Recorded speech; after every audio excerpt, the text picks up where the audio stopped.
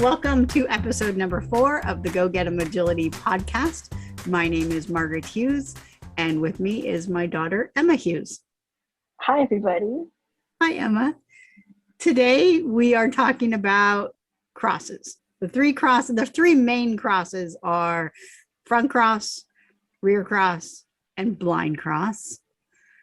Of those 3 crosses, Emma, which one is your favorite? Ooh, I must say that I am very partial to the blind cross. The blind Very cross. Speedy. Yes. Yes, And it's actually, for me, the easiest. I don't have to think about it. I very much like the blind cross, and I think dogs like the blind cross, but there's an element of danger to the blind cross that we will talk about here in a minute. All right, so the 3 crosses, front cross, rear cross, blind cross. Of those 3 crosses, and there's also variations of those that can be kind of put together to create tighter turns, etc. But we're going to stick with the main topic of the 3 crosses, independent of one another. Why you would pick one type of cross over another, the differences for your dog versus as a handling choice. Anything else? I think that's it. Okay. That's good. Well, let's get started.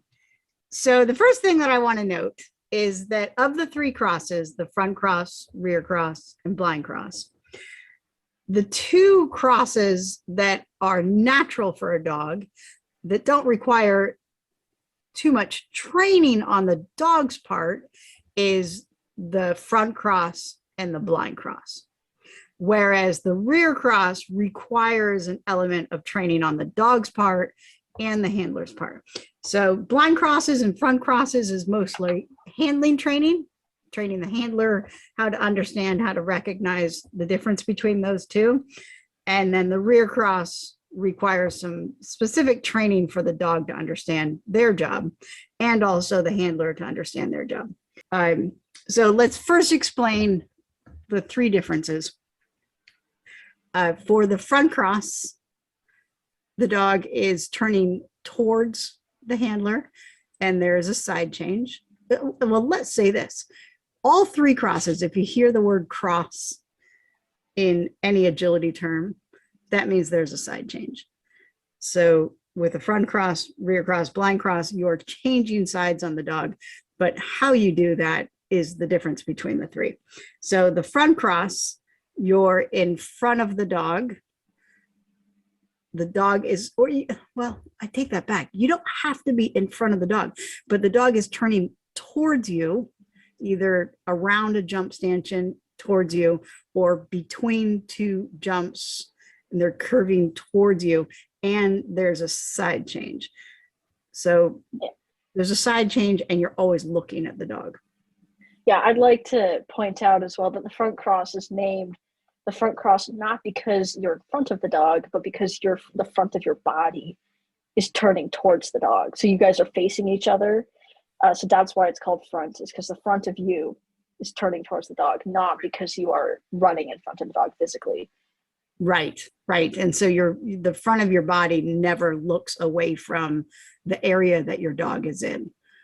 Even if they're in a tunnel, you're looking towards the tunnel as you bring your dog up on your new side. So, and then for the front cross, I mean, I've seen front crosses that are done at the pause table where you bring your dog up onto the pause table on your left hand and you leave the pause table on your right hand.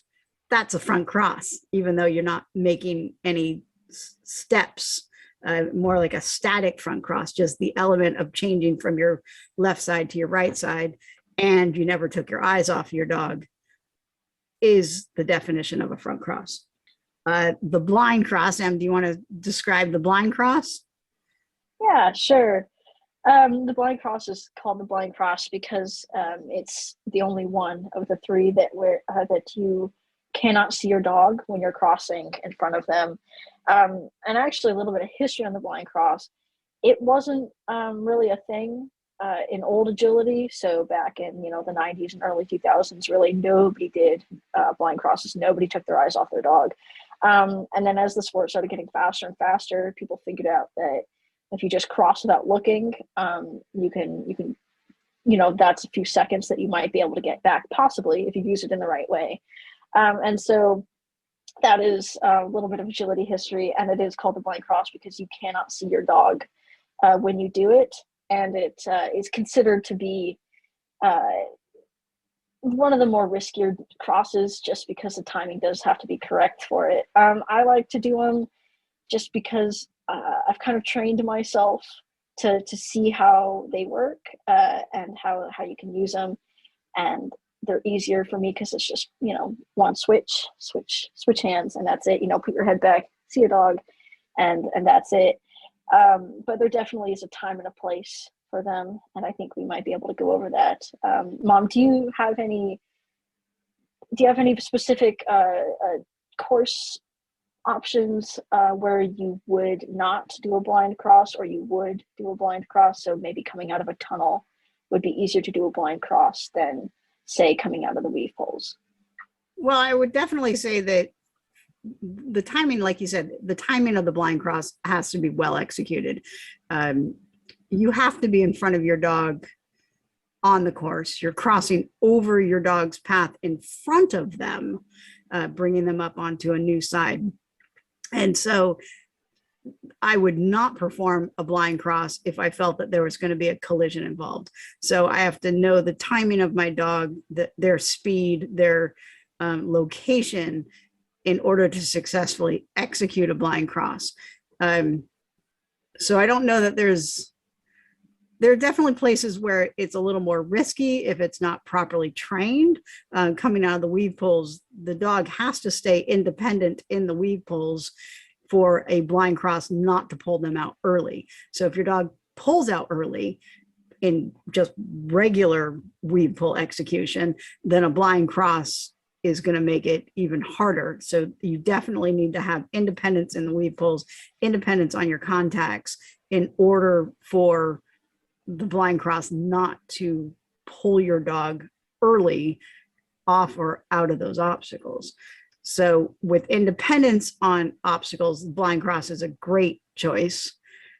But without independence on those obstacles, the blind cross, and the front cross for that matter, can pull your dog out or off early. One place that I love blind crosses is out of tunnels, or going into a tunnel, but you have to be in front of your dog. That's the important element of the blind cross. So you have to learn the timing of your dog, so that you don't have a collision with them, either coming off of a jump or going into or out of a tunnel. Yeah, I think that is also why I do mostly use blind crosses in my courses, is because I like to stay in front. I think it makes me a little bit more comfortable. It makes me feel, it might not necessarily be true, but it makes me feel like I'm more in control of the dog when I'm in front. Well, anytime that you're leading them around the course, there's less decision making on the dog's part of which way to go next. So leading them in blind crosses is that leading element.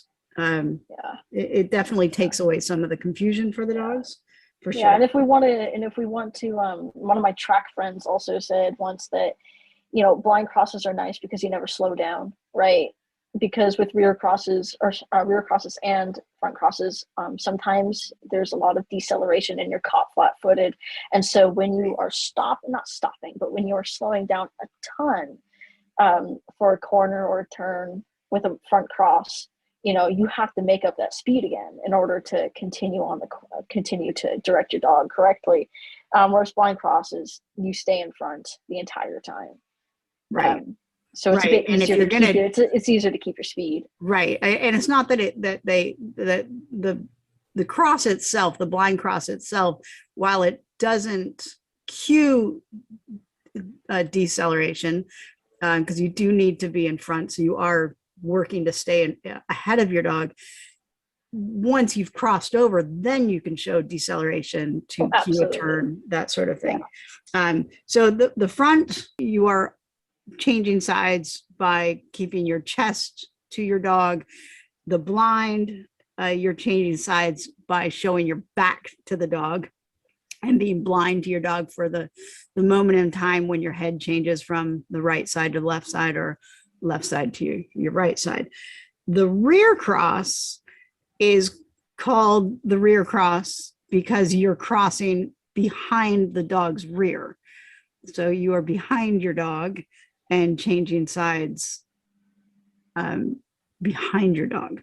And this is where an element of dog training comes in. The dog needs to learn how to switch their head direction without seeing you for a second. So essentially the dog is doing the blind cross and not you. So the dog is changing their head rotation from the left side to the right side or the right side to the left side, either in midst of taking an obstacle. Hopefully they see the turn coming before the obstacle and stay committed to the obstacle, then turning the direction upon takeoff or immediately on landing. So the turning of the head without spinning is the dog training part of the rear cross. The commitment to the obstacle, knowing that they're going to change directions, is also an element of the dog training part of the rear cross. And the rear cross, those elements do need to be trained, either on the flats. That's where I would start, is on the flat, and then over obstacles, because if the dog gets the indication that they're turning, they need to drop their gaze towards the obstacle prior to taking off so they can find their takeoff point. And if they're worried about where you're going, then they're going to crash into the jump, or they'll jump, turn the direction they thought you were going, and then spin around and go the direction you are going. Yeah, and it is hard, rear crosses, because a lot of times, if you're behind your dog and you realize I'm not going to get up there in time, you have to do a rear cross, right? There's no other option. And it is hard, rear crosses, because especially in the beginning, because when we are nervous, or when we as handlers, even as people, even when you're driving and you're not sure of something, you'll slow down, right? So as handlers, if we sense something is wrong, we will slow down, and it forces the dog into a rear cross, right? And so it's kind of a hard hole to get out of, because if you are a beginning handler without training with the rear cross, yet you want to make sure your dog is on course, and so you tend to slow down to think things through. All of a sudden you're just forced to do rear crosses over and over, and which is why it's so important to get that skill on the flat, right, without exactly. a jump bar, Exactly, before putting it into a course. Yeah. I find that the front cross and the blind crosses, dogs, because they're natural side changes for a dog, dogs don't falter on the course nearly as much as they do with the rear cross. Rear cross, definitely, you can see a dog that is trained to do it. Even if the timing of the handler is late, the dogs are still able to pull off the skill. Yeah, and I think the rear cross has a false name of being one of the easier ones. I think that people tend to think that I see a lot of beginners try to do rear crosses just because they don't know what else to do, and you need to train it, right? Because it's easiest for the handler to do, right? It's easy to slow down and switch sides behind the dog. Here's the fallacy that I hear from beginning handlers all the time: I'm not fast enough to get in front of my dog. That is by far there. So I must do rear crosses. And in some cases, that is definitely true. What I tell my students is the rear cross, or whatever cross that you're about to perform, usually starts 3 or 4 obstacles back. So there'll usually be an obstacle that you didn't leave soon enough on, or your dog doesn't have enough commitment to allow you to leave.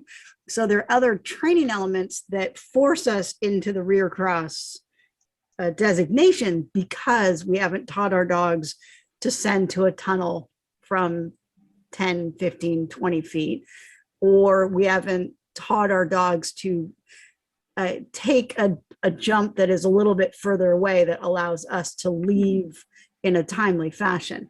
So once those training skills are honed in, the commitment to the obstacle, the distance sense, that allows us more opportunities to do a front or a blind cross 3-4 obstacles down the road than have to stay with the rear cross. Because we couldn't leave a jump or a tunnel 3-4 obstacles before the turn came. And you really can't fault dogs for needing training on the rear cross, because I mean, imagine if you're walking down the street with your friend, right? And without any warning or anything, they just went behind you and started walking the other way, right? You'd be quite confused. And whereas if they went in front of you and said, "Oh, we're going this way," you wouldn't be as confused. Right. And so it is very understandable that the rear cross is quite hard, because I would be confused, if I weren't trained. If you walked behind me, if you were walking right next to me, parallel to me, and then walked behind me, all of a sudden said, "Oh, we're going this way," I'd be much more confused than if you walked in front of me. Right. So, okay, so going back to the 3 side changes, the rear cross, the dog is turning away from you and you're doing a side change. The front cross, the dog is turning into you and you're doing a side change. And then the blind cross is not showing a turn, it's just a side change. So there can be turns involved in a blind cross, but the blind cross itself doesn't show the turn. It just shows the side change. So let's go back to the front cross. So the front cross is not only is it a side change, it is also a turning cue. So in general, there is some collection involved in the front cross. Usually, there doesn't have to be. If you're doing it on a straight line, you can continue to show acceleration. But in general, it's some sort of turning cue. There's generally collection involved. Ideally, the dog sees the turning cue prior to their takeoff point on an obstacle. So before they set to jump, they know that they're turning. Before they go into a tunnel, a straight tunnel, they know that they're turning. And coming off of a contact, they know that they're turning. So the front cross offers that turning cue, hopefully either immediately after a contact or before a jump, before a straight tunnel. When they're in a curved tunnel, the front cross generally happens while they're in the tunnel. And so they don't necessarily know that the turn is coming until on exit of a curved tunnel. The blind cross does not show a turning cue necessarily, but you can have a turn involved in a blind cross. There is a side change, and it in general shows acceleration, because in order to logistically get the blind cross, you have to be in front of your dog, and dogs love to chase us down. And so we're trying to get out of their way to show them the new path. The rear cross is also a turning cue. But the dog is turning away from us, and then we pick them up on the new side. So in general, we want them to know that the turn is coming before they set to jump. We want them to know on a straight tunnel that they're turning in the new direction upon exit. So if they go in the tunnel on our right hand, we want them to turn to the right to come out on our left hand for a rear cross on a straight tunnel. And then off of a contact or out of weave pulls, they wouldn't know that until on exit of the obstacle. Well, I guess you can do a rear cross on the entrance of an obstacle, but most dogs, if they're not specifically trained for a contact obstacle rear cross on entrance, they will try and figure out what's going on the ascent side of the contact, rather than performing the contact independently and then looking for their handler. So you run some risks if you haven't specifically trained a rear cross on the entrance of the contact obstacle. But those that have, they're beautiful. And dogs are like, got it. I know where we're going now. Am I missing I don't anything? think so. I was thinking, what are your thoughts on weaves? Personally, I have found that uh, with Millie, especially, blind crosses with weave pulls were not something that we did together. I guess I never thought of it in my youth. And so I never trained it, and therefore she did not have great independent weave pulls for blind crosses. Do you think that's something that should be trained? Because I know I trained Dottie for it, just because it's easier for me to have that insurance, for lack of a better word. But do you think that's something that people should seek out to train, or do you think that a front cross or even a rear cross sometimes is just as good, and you don't need to train a blind for weave pulls? What do you think? Well, it takes training for sure. So because the dog can see you throughout the entire obstacle, your acceleration past them in order to be able to perform the blind, if you're not allowed to accelerate past your dog, and they'll pull out if you do, the weave pulls, just like the contacts, has to be an independent obstacle. So your dog needs to be trained to the point where you can literally do anything in the weave pulls and they'll stay in regardless of what you do, speeding up, slowing down, running the other direction, changing sides on them, losing eye contact with them. All of that is a trained behavior. Most dogs, you start adding in distractions in the weave pulls, there's an element of training that has to come involved, because when they're first learning them, they don't just naturally like, oh, I'll stay in these. So while I think that having those skills in your toolbox is extremely important, I know people that will go their entire agility careers without ever doing a blind off the weave pulls, or into the weave pulls for that matter. So it comes down to a personal choice. It comes down to how much time do you have to train different skills on your dog. The safest is allow the dog to finish the weave pulls and then perform whatever cross you want, which may or may not be timely if you have to stay with your dog throughout the weave pulls. So while it's not necessary, it's definitely an added bonus if you train independence, which allows you to get the blind, to get the front, to get a rear. I'd say of the three, the front cross, for those that don't train independence in the weave pulls, they're probably going to be most successful with the front cross on the exit, as opposed to the other two. That's my opinion. I agree. I think the best thing about agility is that you can't cheat. And so by that, I mean, if you're watching somebody walk a course or run a course and they do their series of, a bunch of blinds or a bunch of, rear crosses, the best part about agility is that you cannot walk into that ring and think, oh, I'll do that as well, and be guaranteed a cue.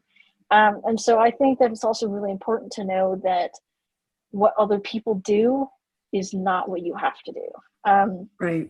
I know that my first few years of my agility career, I did nothing but rear crosses. I had such short little legs and I could not physically get in front of my dog. And so all I did was rear crosses. Everything was rear cross. Not one thing. Maybe a tunnel was a front cross if I had the time, but everything was a rear cross and I did just fine.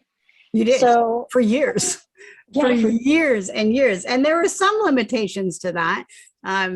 It cost you some time because you weren't out in front leading the way for Millie.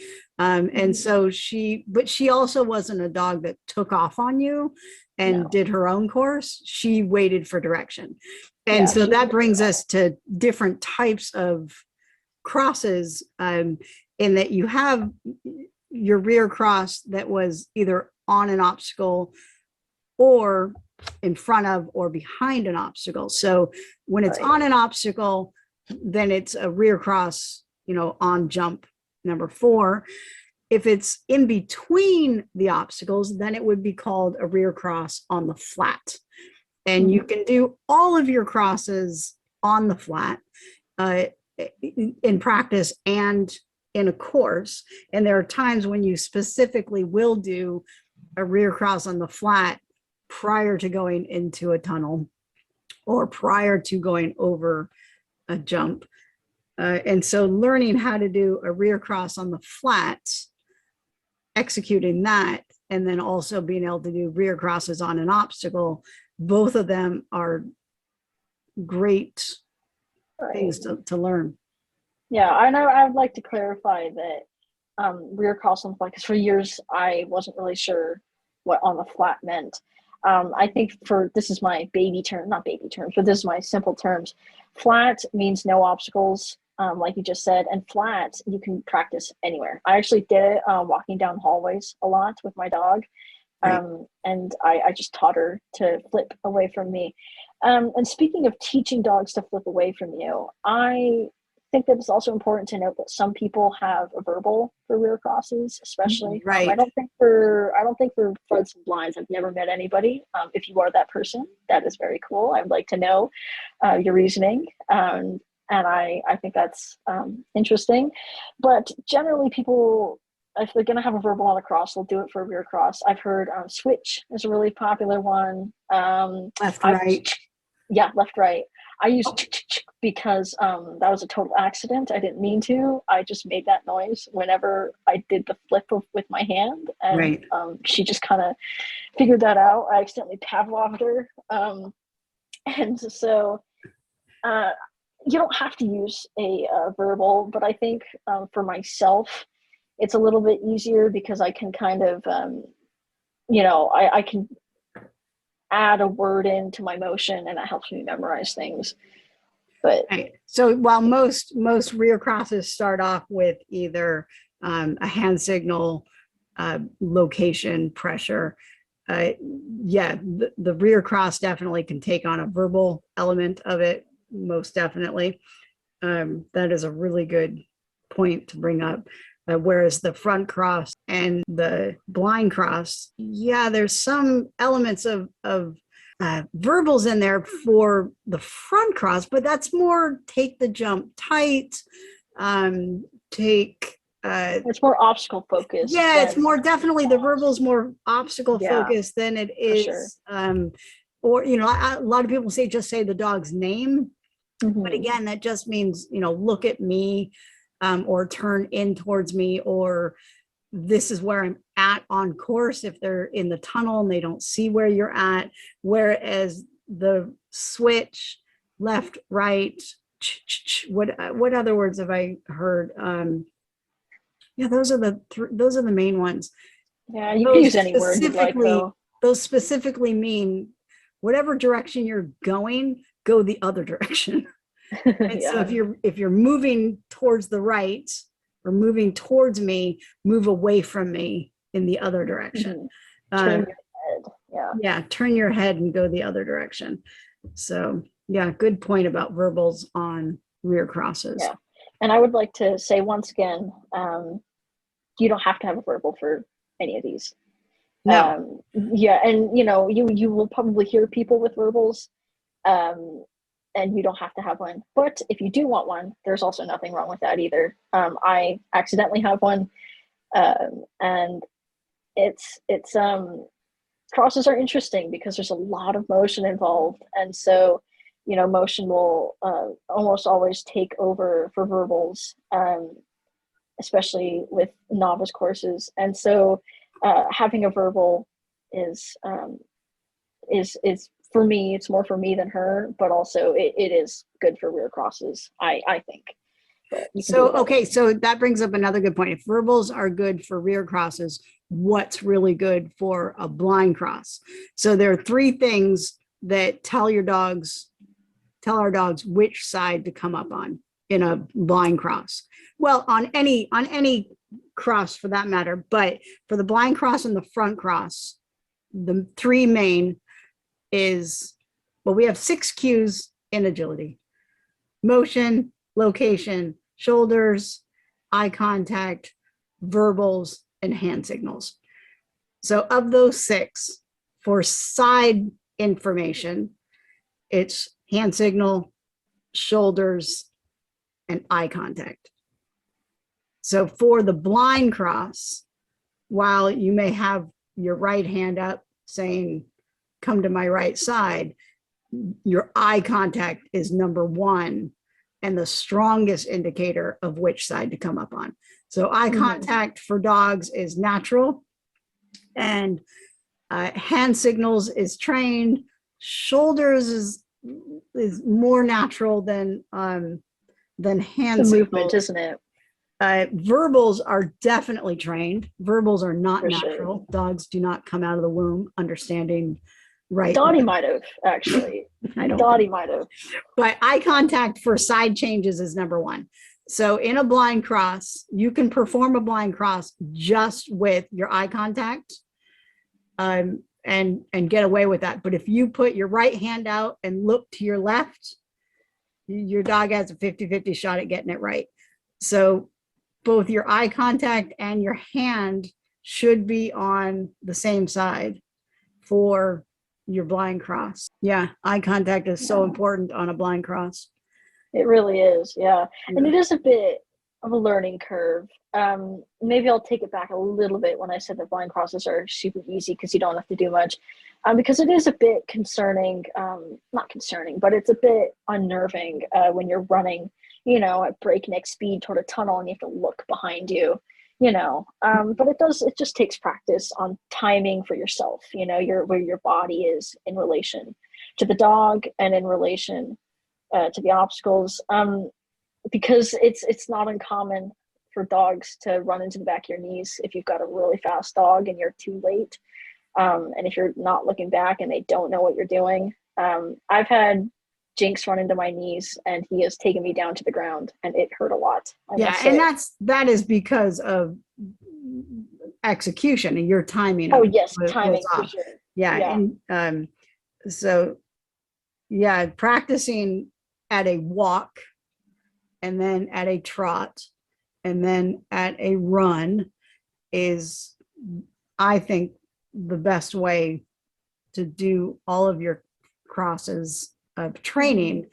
One, the handler needs to be trained first. If the handler does not know their moves, the dogs are guessing. They're like, which side do you want me on? Because you don't seem to know. Yeah. So definitely practice with a fake dog, put a toy in your hand and that's your dog. And you can get a person too. Yeah, another person is a great way to train it. But definitely train it with an imaginary dog in your kitchen, in your backyard. Start with a walk, proceed to a trot, and then on to a run. And then add your dog at a walk, a trot, and a run. Yeah, and I think it comes a lot faster as you get. Yeah, I mean, I know this is a very common thing to say, but practice really does make perfect. Because I thought a lot more about front crosses with Millie than I did with Dottie. And so, as soon as you, if you're running a course and you're like, oh, I'm a bit worried that, I won't be able to know which cross is which and, where to put which one. Don't worry about it because it does just come with time. It really does. That knowledge, that ability to figure out which cross will work best for you. I think it just takes time. Yeah, I think if I remember correctly, I'll have to look this up. But if I remember correctly, Kathy Keats with the Kathy Keats Show, in one of her podcasts, she talks about the 4 stages of learning, and yes, and learning the blind cross, front cross, and rear cross. They're the stage 1 and 2. Can be brutal for new people to understand because they can feel that they're doing something wrong, but they don't know how to correct it, I think is how she said it. Anyway, I will I'll make a connection with the Kathy Keats Show and the show, the podcast that I'm talking about, because understanding the learning curve for our own training as handlers, we really have to be kind to ourselves. And that when you are in the thinking stages of learning your crosses, it can be frustrating for sure. For sure. So absolutely. take your time, be nice to yourself, keep working at it, and all of a sudden you'll be having conversations with people, conversations with your dog about all these crosses, and you'll be teaching others what they mean. So I think that's all I have. That is it for me. I mean, we could definitely keep going on about this for another yes. 2 hours. Yeah, And maybe we'll come back to each one of them specifically again. But those are your 3 crosses: front cross, blind cross, and rear cross. And happy training. Yeah, this has been Go Get 'em Agility, episode 4. Thank you for joining us. Yeah, I'll see you guys later. Bye. Woof, woof.